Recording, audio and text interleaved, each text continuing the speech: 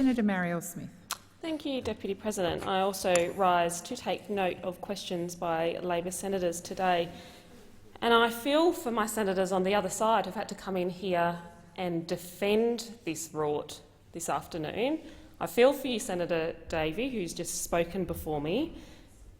But Senator Davey just told us that in this whole Sports Rorts scandal, in the administration of these grants, it didn't matter if the recipients were in Labor, National, Liberal seats.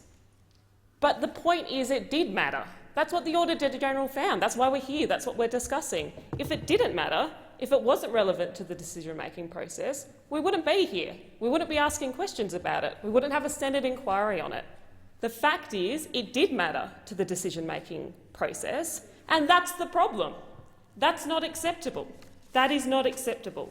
So that's why we've been asking questions. But sometimes I wonder, why do we bother? Because when we have such disrespect from senators like Senator Colbeck today, who has asked serious questions about the legality of this administration of this program, he barely answered. One of them he didn't answer, and the other ones he barely answered. I mean, he tried quickly, not like that other time where we waited for a minute 20 or whatever to get the first word out, but he barely answered the question. And it's a serious question. And then, following Senator Farrell's further questions, he just sidestepped. He tried to pin it all on Senator Mackenzie, pin it all on her, nothing to do with me, all Senator Mackenzie. But you can't all do that. You can't all sidestep it. You can't just dump this on Senator Mackenzie and walk away, because we know it goes further than her. It goes further than Senator Mackenzie. It goes straight to the top. Straight to the top. The poor old Senator Mackenzie taking all the blame. All the blame. But we won't let all of you sidestep it.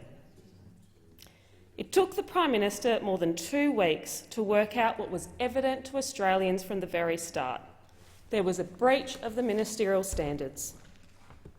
But he is still, and you are all still, refusing to address the elephant in the room, that there was a breach in integrity in the administration of this grants program.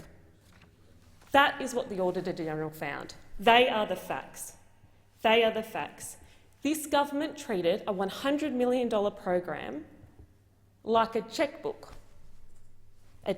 rolled out with the sole intent of getting the government re-elected, of winning marginal and target seats. So yes, Labor seats, target seats, marginal and target seats. We know this, it is clear in the report, and after all of this, Senator Cormann has then stood in this place, defended Minister Mackenzie and said she has done an outstanding job as the Minister for Sport. Well, tell that to local sporting clubs in South Australia who spent hours and hours and hours on their grant application. Enormous effort by volunteers who thought that when they had a go and put their application in, they would get a go and it would be treated fairly.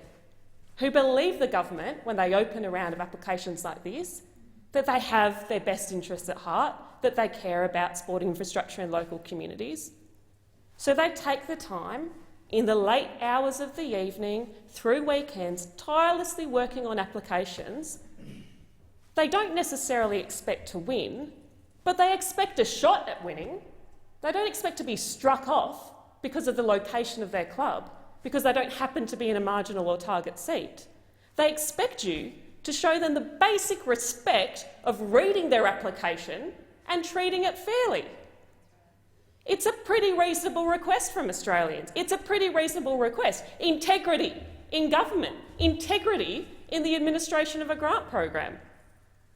And not only can you not give it to them, you can't clean it up properly either. You can't act swiftly to deal with the people responsible.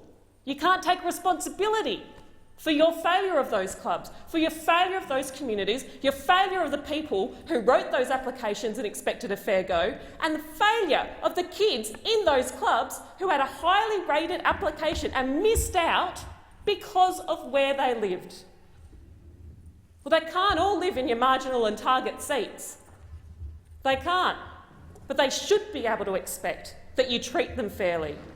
They should expect a fair go. This isn't about the clubs who won. It's about the ones who deserved to win and lost, who were robbed because of your motivation. Senator